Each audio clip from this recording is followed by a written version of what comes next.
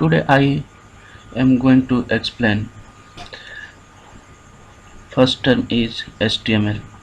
HTML means Hypertext Markup Language. Students, by using HTML we can design web pages and create the websites. But there are some limitation of the HTML because HTML has only predefined tags.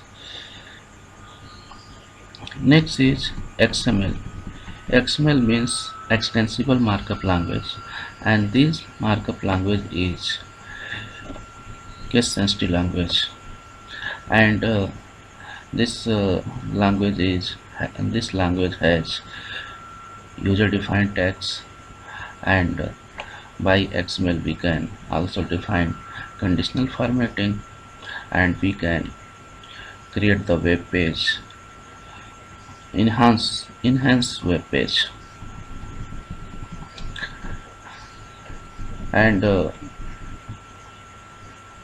there is a lot of difference between HTML and XML. HTML is predefined and XML is user defined tag. HTML is only for creating the layout of the web page, but by using XML we can carry data from one application to another application. And HTML is not a case sensitive, but XML is case sensitive language. Next is DHTML. Students, DHTML means dynamic HTML, and by using this dynamic HTML we can create a web page for the dynamic purpose. And what is the meaning of the dynamic purpose? There are two types of the web page.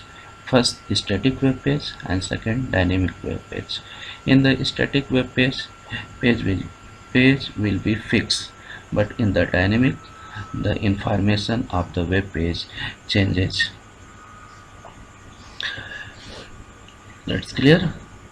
For example, if we want to make the web page for the share market, then we can use DHTMLs. That's clear. DHTML. Next is web scripting. First of all, we have to understand the meaning of script.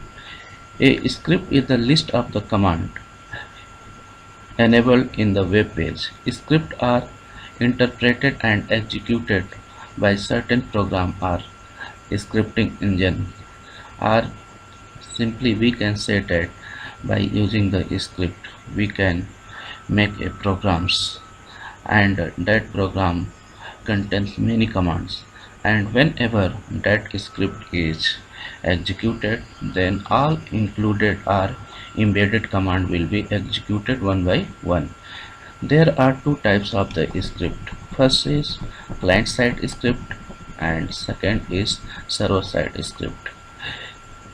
So students, by using the client side script we can check or validate our data on the client side, and there are some client side scripting language are VB script, JavaScript, and PHP. Hypertext preprocessor. And by using client side scripting we can check various validation, like password should be 8 characters, so that will be checked client side. If we are not giving password in the 8 character or less than 8 character, then it will be not accepted. Server side scripting.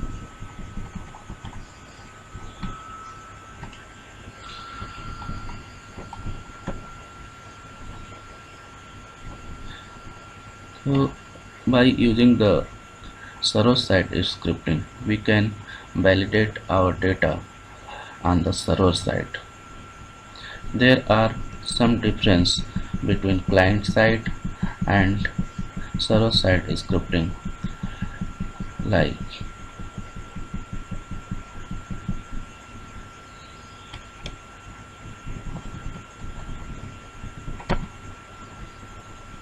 Script code is downloaded and executed at the client side, but in the server side that will be executed on the server. Response to interaction is more immediate once the program code has been downloaded. Complex processes are modified efficient as the program and associated resources are not downloaded to the browser. It is browser dependent. It is not a browser dependent. Services are secure as they don't have access to the files and the database. Have access to the file and the database but have security consideration when sending sensitive information. Next is network security concept.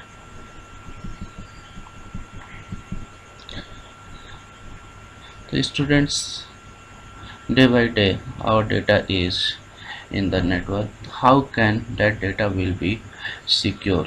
That's why we have to use network security concept. And the problem encountered under network security can be summarized as follows. Physical security holes. When individuals gain unauthorized physical access to the computer and tamper with the file. Hackers do it by guessing password of the various user and then guessing or gaining access to the network system. Software security holes. When badly written programs are privileged, software are compromised into doing the things they should not be doing. Inconsistent usage hole. When badly written program, when a system administrator assemble a combination of hardware and the software such that the system is seriously fall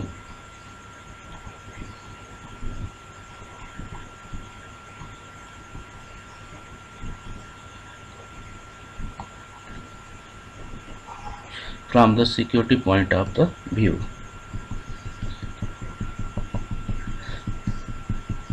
And protection methods. The students, there are many types of the protection method. First is authorization. Authorization means uh, by using these techniques we can provide the access to the particular person. That person is authorized for these services or not. Authentication. There are many services that are authenticated by user ID and the password. Encrypted smart codes. Encrypted smart code. There are many services which are given in the encrypted cards like debit card, credit card and many more, and biometric systems. And there are many services which are protected by in the form of the biometrics like thumb expressions, retina imaging, firewall.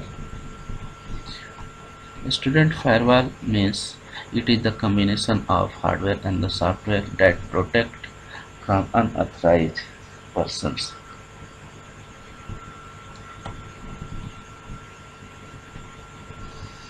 And there are some related terms like cookies. The student's cookies is a small text file that store all informations about clients. When the client request to the server automatically create a text file, and by using that text file, that server records all information of the clients.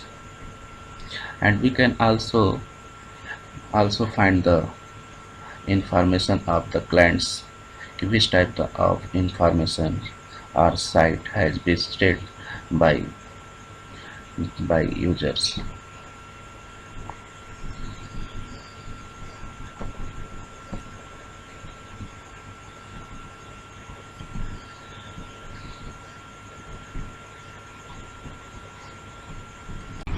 Hacker and cracker. Hackers are more interested in gaining knowledge about computer system and possibly using this knowledge for the playful pranks. And crackers. Cracker is the just opposite of hacker. Cyber law. Student, cyber is the generic term which refers to all legal and the regulatory aspect of internet and the world wide web.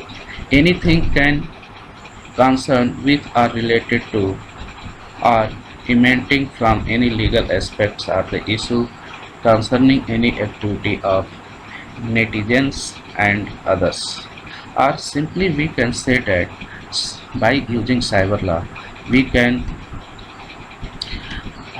we can do only legal works, otherwise we have to pay fine and imprisonment. And there are some cyber law like India IT Act and the IT Amendment 2008.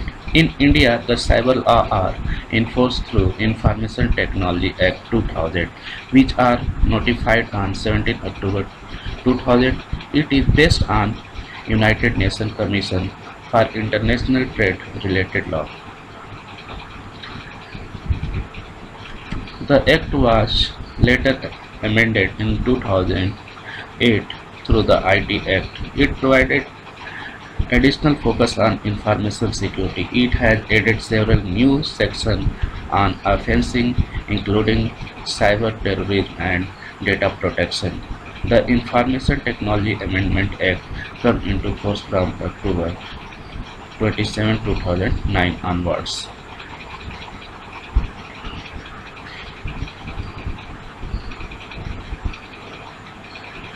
Cybercrime. Students, cybercrimes means a crime that is committed by using internets or the cybers is called the cybercrime.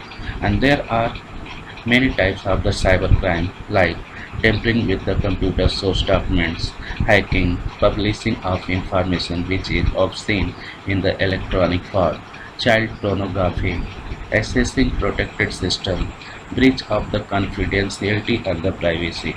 These are coming in the cyber crimes. IPR issues. Student, the term intellectual property reflect the idea that its subject matter is the product of the mind or intellect. This could be in the form of patents, trademark, geographical indication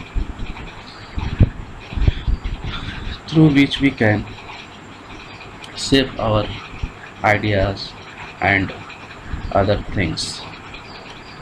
Viruses, students, I am already knowing about, you are already aware with the viruses and how computer virus is spread. So I am not going to explain these topics because you are already knowing. Damage that virus causes, and there are following types of viruses like Trojan horses and how the Trojan horses is spread. Damage caused by the Trojan horse. Worms. One is the program designed to the replicate. How worm is spread? I think you are already knowing. Avoid spam. Virus preventions. How can we prevent from the virus?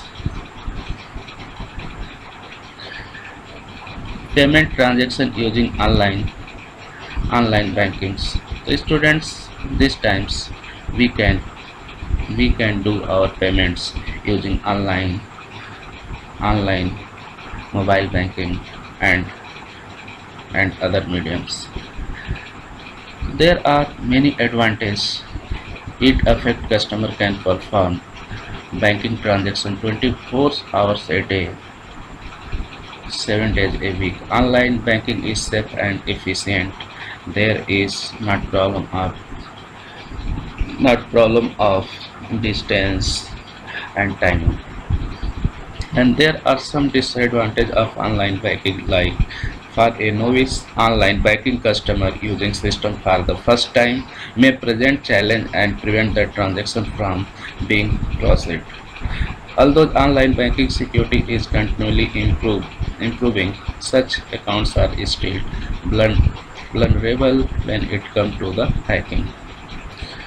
So these are the disadvantages. Mobile banking. The students in the mobile banking, first of all, we have to download apps from Play Stores, and we can use our bank activity by using that apps. There are many banks which are providing the online mobile banking like State State Bank of India, Bank of India, Union Bank, and many more banks which are providing the mobile banking. E-wallet. Students, e-wallet is a similar electronic service used for the payment. E-wallet, as the name suggests, is your own wallet available to you electronically, where you can use your own money like Paytm, HDFC Bank, Payzap, Jio Money, SBI, Buddy. There are many e-wallets. The student, this is the last topic of networking. You have to complete exercise of this chapter. From next day, I will start next topic, next chapter.